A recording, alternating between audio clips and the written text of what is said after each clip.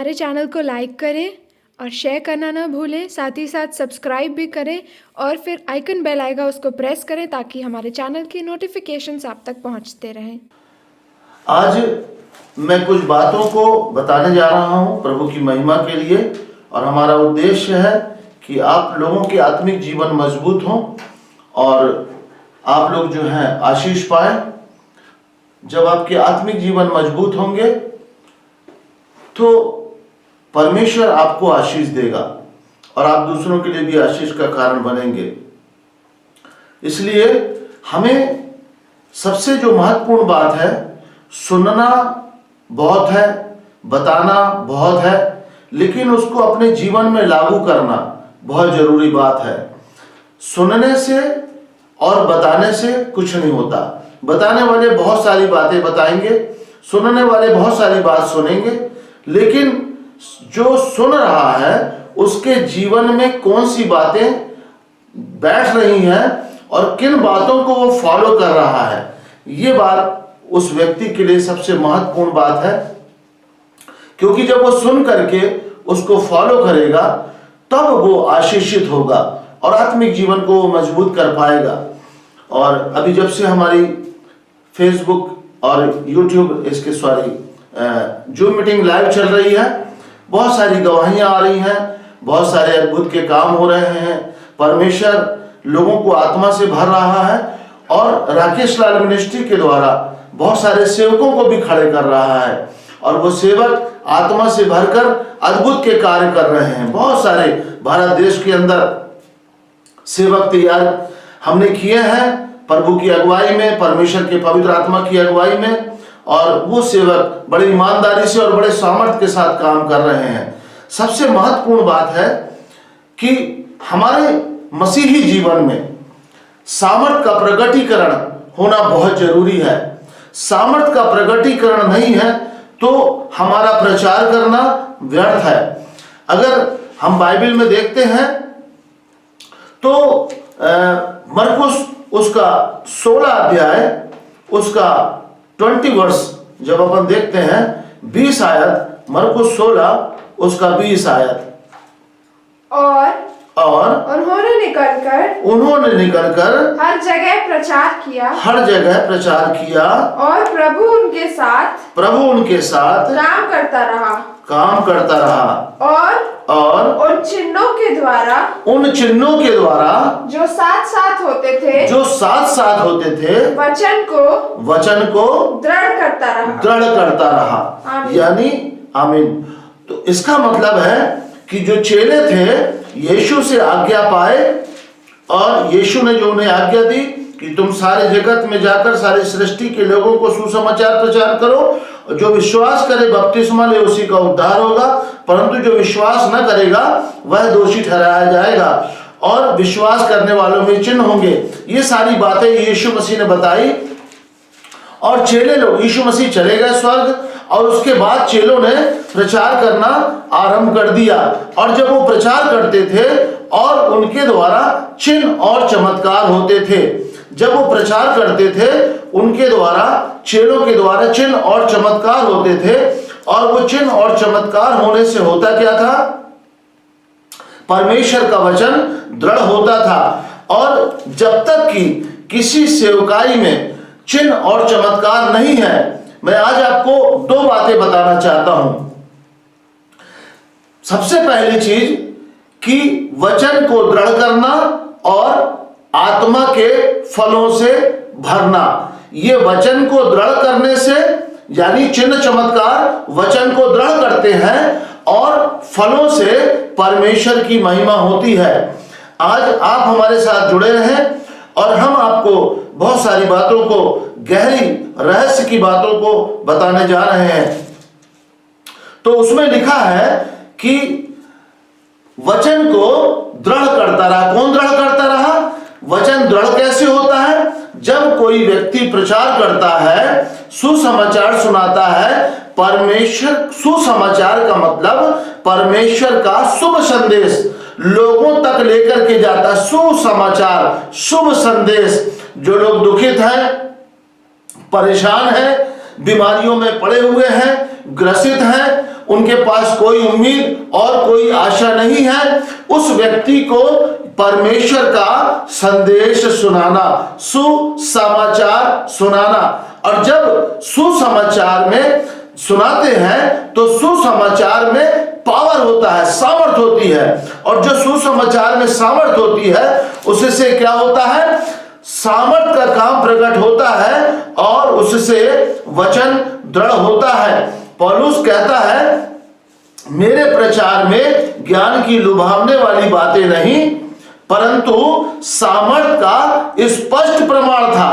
पौलुस अपने कुरिन्थियों की पत्री में कहता है कि मेरे प्रचार में ज्ञान की लुभावने वाली बातें नहीं, परंतु सामर्थ का स्पष्ट प्रमाण था। विश्वास मनुष्यों के ज्ञान पर नहीं, परंतु परमेश्वर की सामर्थ पर निर्भर हो, ताकि तुम्हारा विश्वास मनुष्यों के ज्ञान पर नहीं, परंतु परमेश्वर की सामर्थ पर निर्भर हो। तो पौलुस बड़े स्पष्टता से बोल रहा है, सामर्थ, जब कोई व्यक्ति सामर्थ के काम को देखता है, सामर्थ के प्रगटीकरण को देखता है, तो परमेश्वर के वचन पर उसका विश्वास होता है, उसका वचन जो है दृढ़ होता है। दृढ़ होने का मतलब यह है कि प्रभु यीशु मसीह आज से 2000 साल पहले जब इस पृथ्वी पर आए थे, तब उन्होंने क्या किया? मुर्दों को जिंदा किया, जन्म के अंधों को आंखें दी, जन्म के गूंगों को जबान दी, जन्म के बहरों को कान दिया और कोढ़ियों को शुद्ध किया। दुष्ट आत्माएं चीखती हुई चिल्लाती हुई भाग जाती थी। ये बात 2021 साल पहले जब यीशु मसीह इस पृथ्वी पर आया, ये बातें हुई और ये बातें बाइबल के अंदर लिख दी गई। अब बाइबल के अंदर ये बातें लिखी गई हैं तो लिखे हुए रहने से कोई मतलब नहीं। बहुत सारे दुनिया के अंदर दर्शन शास्त्र हैं, उन दर्शन शास्त्रों में बहुत सारी बातें लिखी हुई हैं, लेकिन वो दृढ़ कैसे होंगी जब वो आज के समय में उन बातों का प्रकटीकरण होगा।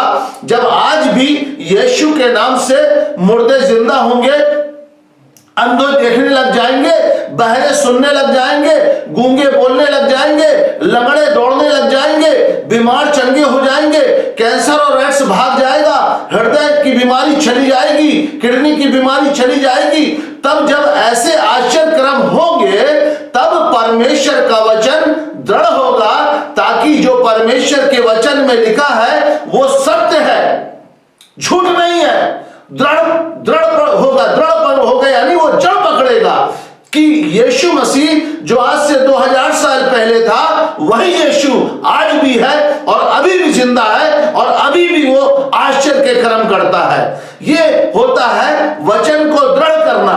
और सुसमाचार में बहुत सारे आजकल के डिनोमिनेशन खड़े हो चुके हैं, उनकी अपनी डॉक्ट्रिन्स है जो वचन को बताते हैं, वचन का प्रचार करते हैं, वचन को घुमा घुमा के इधर उधर से तोड़ मरोड़ करके बताते हैं। और जब उनको समझ में नहीं आता है तो यहां तक कहते हैं पौलुस ने यहां पर ऐसा लिखा है, पौलुस ने यहां पर मजाक उड़ाया है, पौलुस साइको था, या यीशु को ऐसा नहीं लिखना था, ऐसा लिखना था, पौलुस को ऐसा नहीं ऐसा लिखना था। उनको समझ में नहीं आता क्योंकि आत्मिक बातें हैं, वो शारीरिक लोग हैं और उनके प्रचार में कोई भी आश्चर्य के कर्म प्रकट नहीं होते, कोई भी चिन्ह चमत्कार प्रकट नहीं होते। जब वो उनके वचन के प्रचार में कोई भी आश्चर्य कर्म और चिन्ह चमत्कार नहीं प्रकट होते तो क्या होता है? वचन दृढ़ नहीं होता है। और जब सामर्थ्य होगी नहीं वहां पर, तो जो सुनने वाले हैं उनके अंदर जो शत्रु ने गढ़ बना रखा है, शत्रु ने कब्जा कर रखा है, शत्रु ने जो कब्जा कर रखा है वो कैसे उनके अंदर से जाएगा? हर व्यक्ति के अंदर दुष्ट आत्मा रहती है, या उसको प्रभावित करके रखती है, या उसके अंदर कब्जा करके रखती है, मस्तिष्क में गढ़ों को बना करके रखती है, ताकि परमेश्वर के वचन का प्रकाश अंदर ना जाने पाए। लेकिन जब वचन सामर्थ से भर करके बोला जाता है, प्रचार किया जाता है, तब क्या होता है? वो गढ़ सामर्थ के द्वारा ढा दिए जाते हैं। जो शब्द निकलता है वो हमारे मुंह से, वो रेमा बनता है। आत्मा से भरा हुआ व्यक्ति, जब पवित्र आत्मा से भरा हुआ व्यक्ति, सामर्थ से भरा हुआ व्यक्ति जब प्रचार करता है तो वो प्रचार जो उसका शब्द होता है वो रेमा होता है। रेमा मतलब पावरफुल होता है, क्योंकि वो बोलने वाला हम मनुष्य नहीं, परमेश्वर का आत्मा हमारे अंदर से बोलता है। और जब हमारे अंदर से परमेश्वर का आत्मा बोलता है तो सामने वालों के हृदय छिद जाते हैं। ये घटना प्रेरितों के काम उसके दूसरे अध्याय में स्पष्ट लिखी हुई है। अगर हम पढ़ते हैं प्रेरितों के काम उसका दूसरा अध्याय 23 से पढ़ना। पतरस जो है प्रचार कर रहा है यीशु मसीह के बारे में थोड़ी सी बातें बताई। आगे आप पढ़ सकते हैं तो 29 वर्ष से प्रेरितों के काम दूसरा अध्याय उसका 29 पद से पढ़ सकते हैं, लेकिन मैं 32 पद से पढ़ा रहा हूं। क्या लिखा है? इसी यीशु को परमेश्वर ने जिलाया, जिसके हम सब गवाह हैं। यानी पतरस यीशु मसीह को देखा कि उसको मारा गया, गाड़ा गया और फिर वो जीवित भी उठा, और पतरस बोल रहा है इस बात के हम गवाह हैं। आगे इस प्रकार परमेश्वर के दाहिने हाथ से सर्वोच्च पद पाकर और पिता से वह पवित्र आत्मा प्राप्त करके जिसकी प्रतिज्ञा की गई थी उसने यह उंडेल दिया जो तुम देखते और सुनते हो। क्योंकि दाऊद तो स्वर्ग पर नहीं चढ़ा,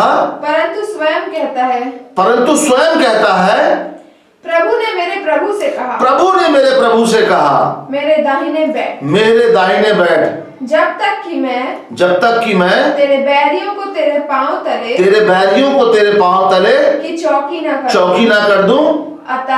अतः अब इजराइल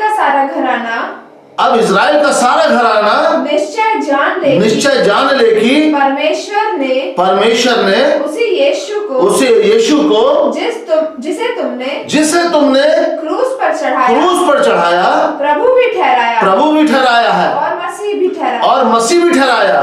तब सुनने वालों के अब देखिए पतरस ने प्रचार किया यीशु के बारे में, उसके बैरियों को पांव के तले चौकी कर दिया, यानी शत्रु को हरा दिया, उसको सर को कुचल दिया। पर वो यीशु मसीह ने मृत्यु पर जय पा करके और मौत की कुंजी शत्रु से मतलब लूसीफर से, शैतान से ले ली, मौत पर जय पाई और उसे कुचल दिया, हरा दिया। और क्या कह रहा है? और उसके बाद परमेश्वर ने उसे सर्वोच्च क्या किया? पद दिया, पर चढ़ाया, प्रभु भी ठहराया और मसीह भी। फिर आगे इतना जब कहता है पतरस तो ऐसा क्या लिखा है 37 वर्ष में पढ़ना जरा जी।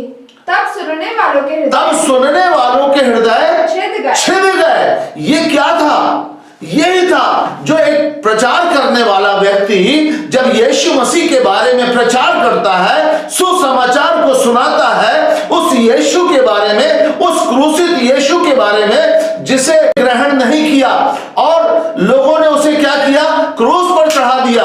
और जब उस यीशु का प्रचार किया जाता है तब सुनने वालों के हृदय छिद जाते हैं। तो ये छिदने का काम कौन कर सकता है? एक साधारण व्यक्ति बोले और सामने वाले व्यक्ति का हृदय छिद जाए, हो ही नहीं सकता। बहुत सारे प्रचारक हैं, बहुत सारे प्रचार हैं, लेकिन किसी का हृदय छिदता ही नहीं है। क्यों नहीं छिदता? क्योंकि पावर नहीं है, सामर्थ्य नहीं है। बिना सामर्थ्य के प्रचार करना असंभव है। वैसे तो किसी बच्चे को बाइबल पढ़ा दो, पकड़ा दो, वो पढ़ करके सुना सकता है और उसको एक्सप्लेन कर सकता है। जैसे स्कूल के टीचर हैं, बुक से उनकी उसको पढ़ते, स्टडी करते और बच्चों को पढ़ा देते हैं। लेकिन आत्मिक बातों को, बाइबल चूंकि टोटल आत्मिक है, इन आत्मिक बातों को समझा पाना और समझ पाना बिना पवित्र आत्मा के असंभव है। जब पवित्र आत्मा से भरता है, पतरस दूसरे अध्याय में 1 से 4 पद में पवित्र आत्मा से भर गया और पवित्र आत्मा से भर करके उसने प्रचार किया। और जब प्रचार किया तो उनके सुनने वालों के हृदय छिद गए। इसलिए आज जो रिवाइवल भारत देश के अंदर रुका हुआ है, बहुत सारे प्रचारक हैं लेकिन वो आत्मा से भर करके प्रचार नहीं करते हैं, पवित्र आत्मा की अगुवाई में प्रचार नहीं करते हैं, पवित्र आत्मा क्या चाहता है बोलने के लिए प्रचार नहीं करते हैं। इंटरनेट से और दुनिया की बुक्स से प्रचार को तैयार किया जाता है और प्रचार तैयार करके लोगों के सामने परोसा जाता है, लेकिन आत्मा क्या कहना चाहता है नहीं जानते हैं। हम आपके सामने जब आते हैं हम कोई तैयारी नहीं करते हैं, कोई भी संदेश नहीं बनाते हैं, हम खड़े हो जाते हैं। पवित्र आत्मा हमें नहीं मालूम है क्या बोलना है, आज आपने बोलना है, मुझे कुछ तैयारी नहीं करना है, मैंने कोई एक पुर्जी भी नहीं बना करके रखता हूं, मैं सिर्फ आया और खड़ा हो जाता हूं और पवित्र आत्मा आते हैं, वो पवित्र आत्मा में जो मेरे अंदर रहते हैं वही मेरे अंदर से बोलना शुरू करते हैं, मेरे मन में वचन आने लगते हैं और वचन लिंक होने लगते हैं और वही मैं आपको बताने लगता हूं। पवित्र आत्मा का काम हमारे जीवन में ये होता है, जैसा बाइबल में लिखा है, तुम डरना मत, जब खड़े हो तुम डरना मत, क्या कहना है उसी समय तुम्हें बता दिया जाएगा क्या बोलना है। ये पवित्र आत्मा ही है जो तुरंत हमें बताता है कि हमें लोगों को क्या बोलना है। तो सामर्थ का जो प्रकटीकरण है उससे परमेश्वर का वचन दृढ़ होता है और पौलुस स्पष्ट कहता है, पहला कुरिन्थियों 2 अध्याय पढ़ेंगे उसका 4 पद जी। और एक बहुत अच्छी बात कहता है पौलुस 3 पद में, क्या लिखता है, और मैं निर्बलता और भय के साथ और बहुत थरथराता हुआ तुम्हारे साथ रहा। यानी परमेश्वर के जो दास है वो बड़े भय के साथ और थरथराते हुए हमारे साथ रहते हैं और बड़े भय के साथ परमेश्वर का प्रचार करते हैं, उसमें कुछ भी मिलावट नहीं करते हैं और जैसा लिखा है उसी को पवित्र आत्मा की सहायता से प्रकाशन लेकर के लोगों को बताते हैं, ताकि ऐसा लिखा हुआ है तेरे वचन के खुलने से प्रकाश होता है। तो जो अंधकार में पड़े व्यक्ति हैं उनके जीवन में परमेश्वर की ज्योति चमक जाए, प्रकाश आ जाए। तो ये काम पवित्र आत्मा के द्वारा होता है, सामर्थ का प्रकटीकरण। जब सुसमाचार सुनाते हैं और परमेश्वर जब आश्चर्य के कर्म करता है, उससे परमेश्वर का वचन दृढ़ होता है, परमेश्वर का वचन मजबूत होता है, परमेश्वर का वचन जड़ पकड़ता है और लोगों को विश्वास होता है कि जो बाइबल में लिखा है वो गलत नहीं लिखा है, बाइबल में जो बातें लिखी हैं वो सही लिखी हैं। यीशु जो है 2000 साल पहले इसलिए उसने आश्चर्य के कर्म किए ताकि लोग जान जाए कि यीशु ही प्रभु है जिसने सारी मानव जाति को बनाया है। आज आप अगर जरा सा दिमाग से सोचें, अगर कोई साइकिल पंचर वाला है और आपकी कार बिगड़ जाए, उसके इंजन में या उसके किसी कार्बोरेटर में या किसी भी पार्ट्स में गड़बड़ी आ जाए, तो साइकिल पंचर बनाने वाला कार को नहीं बना सकता, कार का मिस्त्री ही कार को बना सकता है। उसी तरीके से जिस परमेश्वर ने मनुष्य को बनाया है वही परमेश्वर मनुष्य को ठीक कर सकता है। इसलिए आज दुनिया के अंदर सिर्फ प्रभु यीशु मसीह ही लोगों को चंगा करता है। हर कौम के लोग, हर कास्ट के लोग, उनकी गलती कोई नहीं है, उनको जो शिक्षा मिली है बचपन से पीढ़ियों से वो मानते चले आते हैं, लेकिन एक समय आता है जब उनके पास कोई रास्ता नहीं रहता है, डॉक्टरों से भी थक जाते हैं, झाड़ फूक करने वालों से भी थक जाते हैं और लुट पिट जाते हैं और उनको कहीं पर भी ठिकाना नहीं मिलता है, ना ही उनके जो मानने वाले इष्ट हैं वो उन्हें ठीक कर पाते हैं। तब जब व्यक्ति के पास कोई रास्ता नहीं रहता है तब वो ये ढूंढने लगता है कि कौन है जो हमें ठीक करेगा, कौन है हमें जो बचाएगा, और फिर प्रभु यीशु मसीह की नजर उस व्यक्ति पर रहती है और वो बड़े अद्भुत रीति से जो है लोगों पर अपने आप को प्रकट करता है और किसी न किसी माध्यम से वो अपने बंदे को भेजकर यीशु उसको अपने बारे में बतवाता है। और जब यीशु के बारे में उसको पता चलता है तब वो यीशु के पास आता है और चंगाई पा जाता है, छुटकारा पा जाता है। तब क्या होता है, उसका विश्वास प्रभु यीशु मसीह पर मजबूत हो जाता है। जब तक किसी के जीवन में आश्चर्य कर्म नहीं होंगे वो कैसे विश्वास करेगा।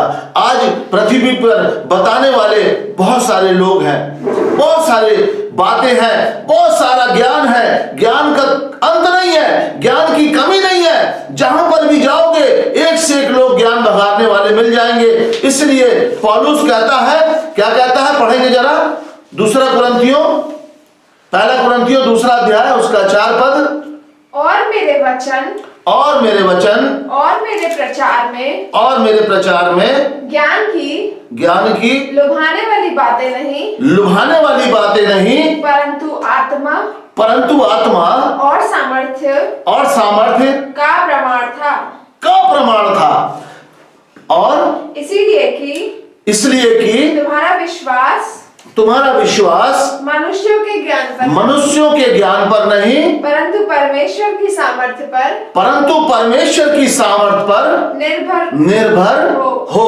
आज बहुत सारे लोगों का विश्वास मनुष्यों के ज्ञान पर निर्भर हो चुका है, परमेश्वर की सामर्थ पर निर्भर नहीं है, मनुष्यों के ज्ञान पर निर्भर हो चुका है। और वो ज्ञान बघाड़ते हैं और ऐसे ज्ञान को बघाड़ देते हैं। और यहां तक बाइबल के अंदर से बहुत सारी भाषाओं में ट्रांसलेशन को लेकर के आ जाते हैं और उसमें से खोल करके बताते हैं। और मनुष्यों का जो विश्वास है उनके ज्ञान पर निर्भर हो चुका है। और पौलुस कहता है तुम्हारा विश्वास मनुष्यों के ज्ञान पर नहीं परंतु परमेश्वर की सामर्थ पर निर्भर हो, इसलिए कि आप भटकाए ना जाए, इसलिए आप बहकाए ना जाए। बहुत सारे डॉक्ट्रिन्स इस पृथ्वी पर फैली हुई है जो चंगाई का भी विरोध करती हैं। एक डॉक्ट्रिन है, वो कहते हैं कि शैतान यीशु के नाम से चंगा करता है। कुछ लोग पवित्र आत्मा का विरोध करते हैं, कुछ लोग कहते हैं पवित्र आत्मा को मैं नहीं मानता, अन्य भाषा को मैं नहीं मानता। बहुत सारी डॉक्ट्रिन्स हैं इस पृथ्वी के अंदर और वो जो है बहुत सारी भीड़ को अपने साथ इकट्ठा कर लिए हैं और लेकर के चले जा रहे हैं और बड़ी चालाकी से खमीर मिला देते हैं। एक प्रचार में सुन रहा था, उस प्रचार में प्रभु के एक दास हैं, वो बहुत भारत देश के बहुत बड़े दास हैं, बहुत सारे उनके फॉलोअर हैं। उन्होंने क्या बड़े धीमे से खमीर मिलाया, बड़े धीमे से जंगली बीज मनुष्यों के अंदर बोया। बोले पवित्र आत्मा जब आएगा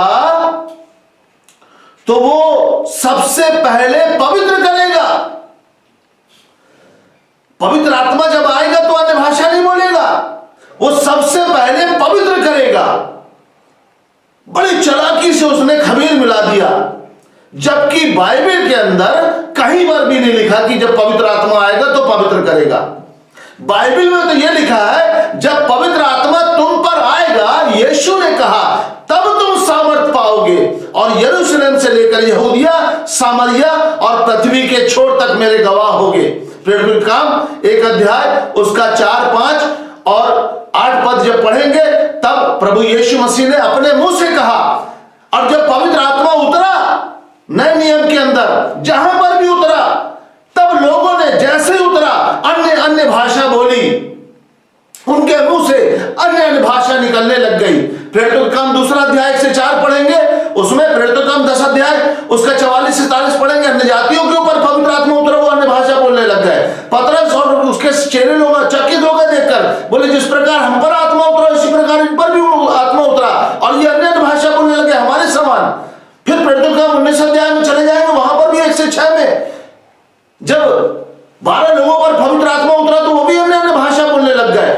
तो ऐसी शिक्षाएं जो इंसान को बड़ी चालाकी से भ्रमित कर देती हैं, इनसे हमें और आपको सावधान रहने की आवश्यकता है। सामर्थ को देखना है, सामर्थ के प्रकटीकरण को देखना है कि जो व्यक्ति, जो पास्टर या जो प्रचारक जो अपने आप को बहुत बड़ा ज्ञानी बता रहा है, इसके पास सामर्थ है कि नहीं।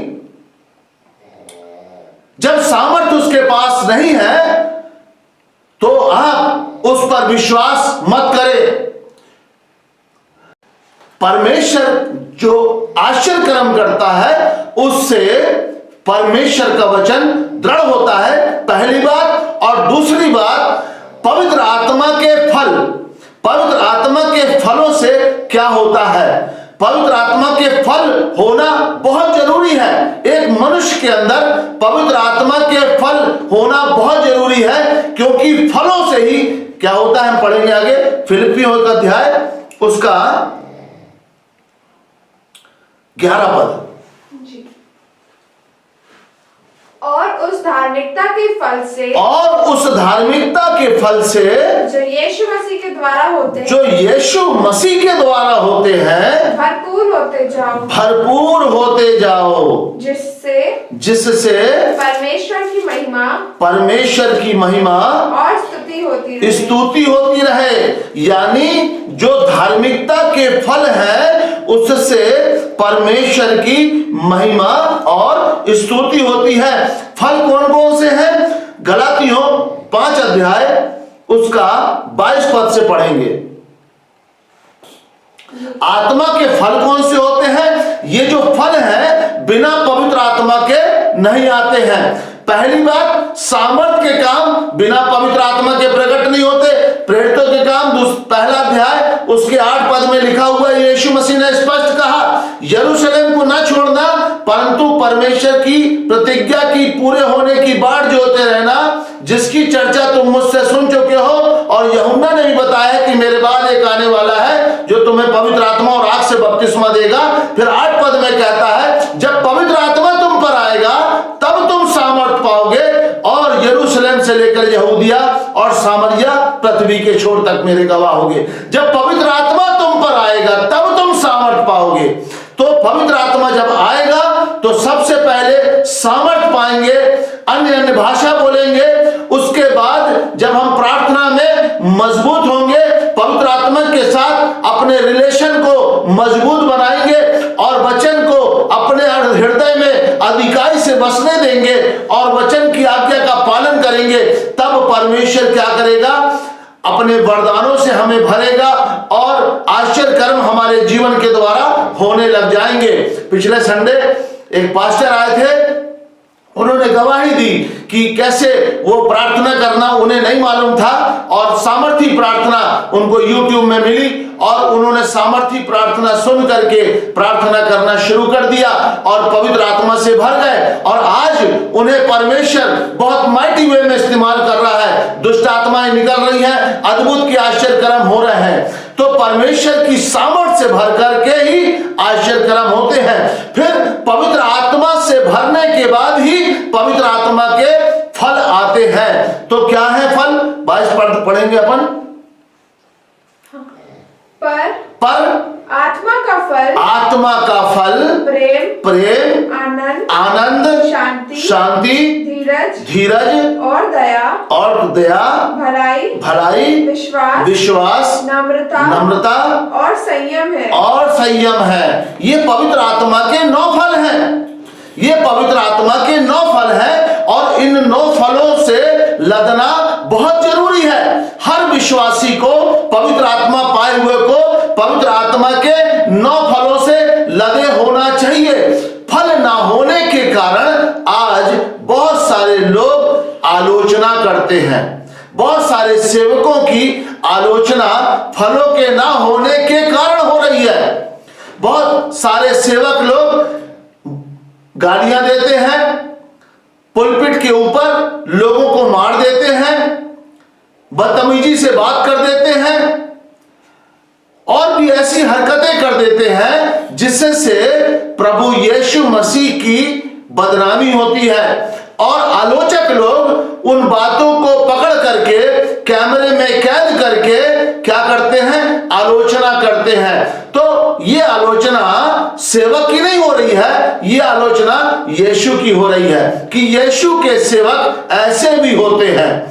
इसलिए बाइबल के अंदर पवित्र आत्मा के 9 फलों से भरना बहुत जरूरी है। पवित्र आत्मा के फलों से क्या पढ़ा अपन ने? 11 अध्याय फिलिपियों 1 उसका 11 अध्याय में, हाँ जी बताएं। और उस धार्मिकता के फल से, हाँ, जो यीशु मसीह के द्वारा होते हैं, हाँ, भरपूर होते जाओ, हाँ, जिससे परमेश्वर की महिमा और स्तुति होती रहे। परमेश्वर की महिमा और स्तुति होती रहे। फलों से परमेश्वर की महिमा और स्तुति होती है। लोग हमें देख करके, जब हमें लोग, बाइबल में ऐसा लिखा है, तुम मसीह की पत्री हो, लोग हमें पढ़ते हैं, क्या पढ़ेंगे कि मसीह ऐसा था।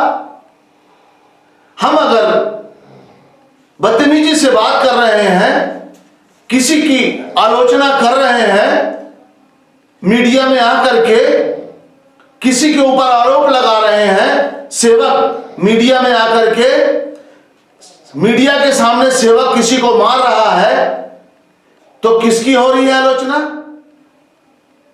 यीशु की। यीशु की महिमा नहीं होती है, लेकिन धार्मिकता के फलों से प्रभु परमेश्वर की महिमा और स्तुति होती है। लोग जब देखते हैं तो कहते हैं सचमुच में ये मसीही है। चेले सबसे पहले अंताकिया में मसीह कहलाए। इतने सालों तक वो मसीह क्यों नहीं कहलाए? क्योंकि उन्होंने अपने जीवन से, अपने कार्यों से, अपनी बातों से मसीह को प्रकट किया, तब वो मसीह कहलाए। बाइबल में एक वचन लिखा हुआ है, मत्ती उसका 7 अध्याय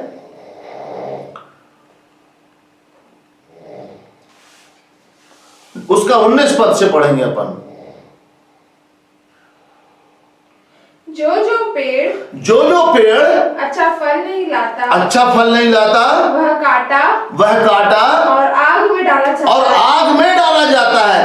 जो जो पेड़ अच्छा फल नहीं लाता, यानी पेड़ से तुलना परमेश्वर ने क्या किसकी करी है? एक विश्वासी की तुलना पेड़ से की गई है। यीशु ने एक विश्वासी को पेड़ के समान बताया है, और जो पेड़ अच्छा फल नहीं लाता, अब उस विश्वासी में प्रेरित भी है, भविष्यवक्ता भी है, प्रचारक भी है, पास्टर भी है, और शिक्षक भी है, और विश्वासी भी है। तो ये जो पेड़ है, अगर अच्छा फल नहीं लाते हैं तो ये काटे और आग में डाले जाएंगे। आगे क्या लिखा है? अतः इसी प्रकार भी 20 वर्ष में, हाँ वही, हाँ, उनके फलों से तुम उन्हें पहचान लोगे। यानी अगर आपको विश्वासी को पहचानना है, पास्टर, प्रचारक, प्रेरित, भविष्यवक्ता और शिक्षक को पहचानना है, तो सबसे पहले उनके अंदर फलों को देखो। सामर्थ और पवित्र आत्मा के 9 फल, पवित्र आत्मा के फलों को देखना शुरू कर दो। अगर आपको उनकी बोल भाषा में, उनके कार्यों में, उनकी बातों में, उनके व्यवहार में, उनके आचरण में, उनके चाल चलन में फल नजर नहीं आते हैं, तो आप उनसे सावधान हो जाएं। बाइबल कह रही है कि तुम इस प्रकार उनके फलों से तुम उन्हें पहचान लोगे। यीशु ने ये बात क्यों कही? क्यों पहचानने के लिए बोला? ताकि आप उनके पीछे चलकर गड्ढे में ना गिर जाए। बहुत सारे विश्वासी लोग प्रेरित को फॉलो करते हैं, बहुत सारे विश्वासी लोग भविष्यवक्ताओं को फॉलो करते हैं, बहुत सारे विश्वासी लोग प्रचारक को फॉलो करते हैं, कोई पास्टर को फॉलो करते हैं, कोई टीचर्स को फॉलो करते हैं, जो बाइबल के शिक्षक हैं उनको फॉलो करते हैं। और होता क्या है? जहां गुरु वहां चेला, और नरक में दोनों ठेलम ठेला। पता चला कि जब मरे और वहां नरक में चले गए, अरे बोले पास्टर जी आप भी यहां पर हैं, अरे हम भी आपके पीछे पीछे आ गए, बताइए। तो वो सही कहावत लिखी हुई है। इसलिए पहले उनके फलों से उन्हें आप पहचान लीजिए और तब उनको फॉलो करिए।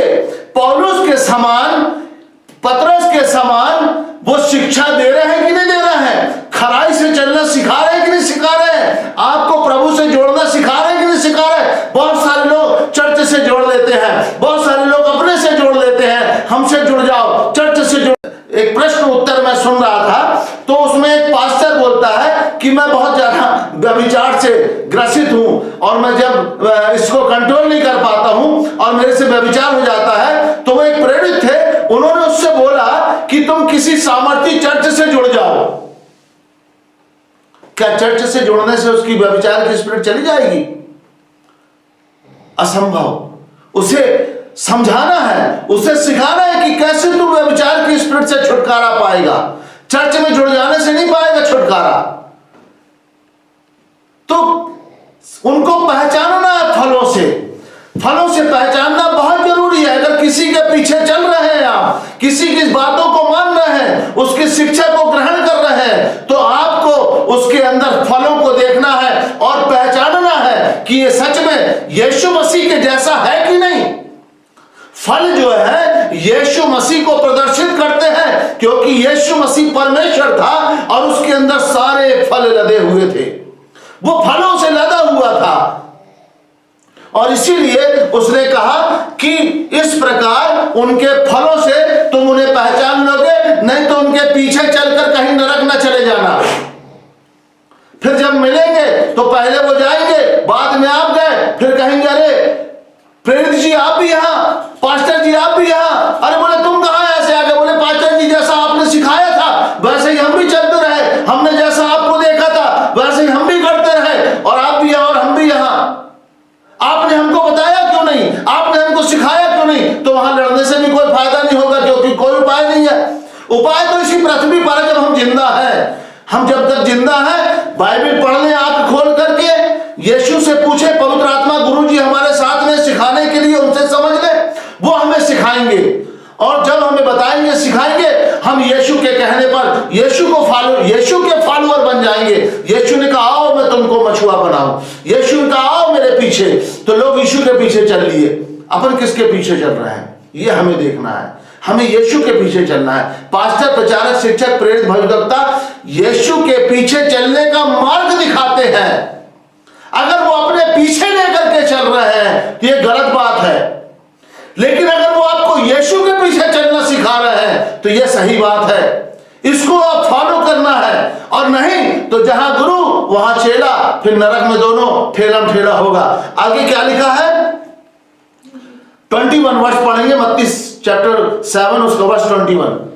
जो मुझसे हे प्रभु हे प्रभु हे प्रभु कहता है उनमें से हर एक स्वर्ग के राज्य में प्रवेश नहीं करेगा। परंतु कितना भी प्रभु कर लो, कितना भी पवित्र आत्मा पाए, कितना भी आश्चर्य कर्म करते हैं, सब कुछ कर लो, रात दिन प्रभु की माला जपते रहो। वो कह रहा है जो मुझसे हे प्रभु कहता है, उनमें से हर एक जन स्वर्ग के राज्य में प्रवेश नहीं करेगा। लेकिन क्या कहता है यीशु आगे? परंतु वही जो मेरे स्वर्गीय पिता की इच्छा पर चलता है। स्वर्गीय पिता की इच्छा यानी परमेश्वर का वचन, ये गॉड्स विल कहा जाता है। इस पर जो चलता है, प्रेरित के पीछे चलने वाला, भविष्यवक्ता के पीछे दौड़ने वाला, प्रचारक के पीछे दौड़ने वाला, पास्टर के पीछे दौड़ने वाला, उनकी जी हुजूरी करने वाला, शिक्षक के पीछे दौड़ने वाला, उनकी जी हुजूरी करने वाला, उनकी भक्ति करने वाला स्वर्ग के राज्य में नहीं जाएगा। वही जाएगा जो परमेश्वर पिता की इच्छा पर चलता है, वही स्वर्ग के राज्य में जाएगा। आगे क्या रहता है? उस दिन अब देखिए सबसे महत्वपूर्ण बात आई। उस दिन बहुत लोग मुझसे कहेंगे हे प्रभु क्या हमने तेरे नाम से भविष्यवाणी नहीं करी, और तेरे नाम से दुष्ट आत्माओं को नहीं निकाला, और तेरे नाम से बहुत अचंभे के काम नहीं किए। तब मैं उनसे खुलकर कह दूंगा, तब मैं उनसे खुलकर कह दूंगा, मैंने तुमको कभी नहीं जाना, मैंने तुमको कभी नहीं जाना। हे कुकर्म करने वालों, हे कुकर्म करने वालों, मेरे पास से चले मेरे पास से चले जाओ।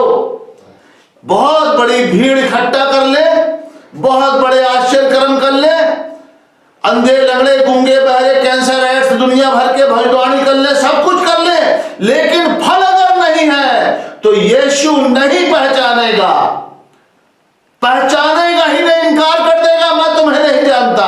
क्योंकि पौलुस कहता है जब तक कि तुम्हारा स्वरूप यीशु का सा न हो जाए मैं जच्चा की सी पीड़ाएं सहता हूं। पौलुस को जच्चा की सी एक गर्भवती स्त्री जैसे जनती है और उसको जो पीड़ा होती है, पौलुस के अंदर वो पीड़ा थी और वो चाहता था कि मनुष्य का स्वभाव मसीह के जैसा हो जाए। क्योंकि इसलिए थी उसको कि बिना मसीह का स्वभाव और स्वरूप धारण करे स्वर्ग के राज्य में एंट्री नहीं होगी। कितने बड़े भी आश्चर्य कर्म कर लो। इसलिए पवित्र आत्मा से भरना, आश्चर्य कर्म करना सेवकाई का एक हिस्सा है, लेकिन उसके साथ पवित्र आत्मा के 9 फलों से भरना भी बहुत जरूरी है। मैं आपको अपनी गवाही बताता हूं, जब मैं सन 1988 में पवित्र आत्मा से भर गया और भरने के बाद बहुत आत्मा में चलता रहा, फिर उसके बाद क्या हुआ, मैं बैकस्लाइड हो गया 1.5 साल के बाद, और मैं शराब तंबाकू सिगरेट सब कुछ करने लग गया। हर बुरे कर्म मेरे अंदर थे और मेरा जीवन अच्छा नहीं था। मैं भी लोगों के लिए ठोकर का कारण बना। लोग जानते थे कि यह पवित्र आत्मा से भरा हुआ व्यक्ति है और मैं अच्छा जीवन नहीं जीता था, बहुत गंदा जीवन था मेरा। लेकिन मैंने जब 22 अगस्त 2011 को अपना जीवन समर्पण किया तो सब कुछ छोड़ करके प्रभु के पास पूरी रीति से आ गया। आज बहुत सारे पवित्र आत्मा पाए हुए भी आत्मा के चलाए न चलने के कारण प्रभु की महिमा नहीं होती है। लोग कहते हैं कि पवित्र आत्मा पाया हुआ है, शराब पी रहा है, गाली दे रहा है, अन्य भाषा भी बोलता है। कारण क्या है? देखिए मैं आपको स्पष्ट इफिसियों उसका 2 अध्याय उसका 1 और 2 पद पढ़ेंगे। देखिए यहां पवित्र आत्मा पाए हुए व्यक्ति को एक पत्री लिख रही है इफिसियों की, और पौलुस लिख रहा है और क्या कहता है? 1 और 2। हाँ, और उसने तुम्हें भी जिलाया, यानी परमेश्वर पिता ने हमें भी जिलाया। कैसे जिलाया? जो अपने अपराधों और पापों के कारण मरे हुए थे। यानी हम मरे हुए व्यक्ति थे। जब पवित्र आत्मा आया, वो जीवन का आत्मा, वो जीवनदायी आत्मा, जब वो हमारे अंदर आया तो हमारे अंदर जीवन आ गया। मार्ग, सत्य और जीवन मैं हूं। तो वो जीवन जो यीशु मसीह देने आया था और जो प्रतिज्ञा की कि यहीं रुके रहना, पिता की प्रतिज्ञा की पूरे होने की बाट जोते रहना, मैं पिता के पास जाता हूं, वहां से विनती करूंगा, तुम्हारे लिए एक सहायक भेजूंगा। वो जब सहायक आया, वो पवित्र आत्मा आया परमेश्वर का, जब हमारे अंदर आया, हमने पवित्र आत्मा का बपतिस्मा पाया, हमारे मुंह से अन्य भाषा निकलने लग गई, हमारे अंदर जीवन आ गया, हम जिलाए गए और हमारे अंदर से सारे पाप और बुराई खत्म हो गई। क्या लिखा है? अपने अपराधों और पापों के कारण मरे हुए थे। मैं भी जब पवित्र आत्मा पाया तो मैंने सब कुछ छोड़ दिया। शराब छूट गई, गाली देना छूट गई, व्यभिचार छूट गया, कुदृष्टि छूट गई, हर लड़ाई झगड़े सब खत्म हो गए। मैं बड़ा भक्त बन गया परमेश्वर का। लेकिन कुछ समय के बाद मेरे जीवन में क्या हुआ? देखिए क्या लिखा है यहां पर, क्या लिखा है यहां पर? जिनमें तुम पहले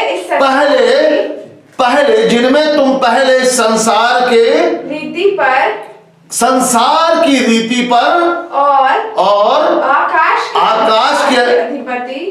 आकाश के अधिकार के हाकिम अर्थात उस आत्मा के अनुसार चलते थे जो अब भी आज्ञा न मानने वालों में कार्य करता है। यानी जो लोग पवित्र आत्मा नहीं पाए हैं उनके वो संसार की रीति पर चलते हैं और वो अपराध में पड़े हुए हैं, पापों में पड़े हुए हैं, और आकाश के अधिकार के हाकिम की आत्मा उन्हें चलाती है। ये बात बाइबल बता रही है। और जो